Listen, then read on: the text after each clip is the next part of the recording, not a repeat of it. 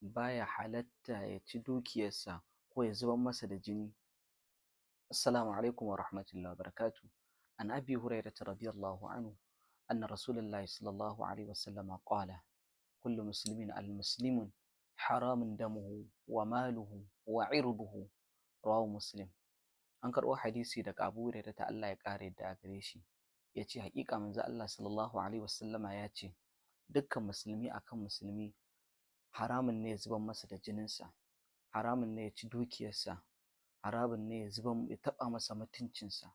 Wannan hadisi Imam Muslim ne ya fitar da shi. Ma'ana baya halatta dukkan mutum wanda ya yarda musulmi ne shi ya zubar wa da ɗan uwansa musulmi ba tare da wani haƙƙi na shari'a ba, ko kuma ya ci dukiyarsa ba tare da daɗin ransa ba ta hanyar da shari'a ta yadda ba, ko kuma ya taɓa masa mutuncinsa ko ƙimarsa. Wannan duk baya halatta, in ji manzo Allah sallallahu alaihi wasallama. Allah ya samu dace.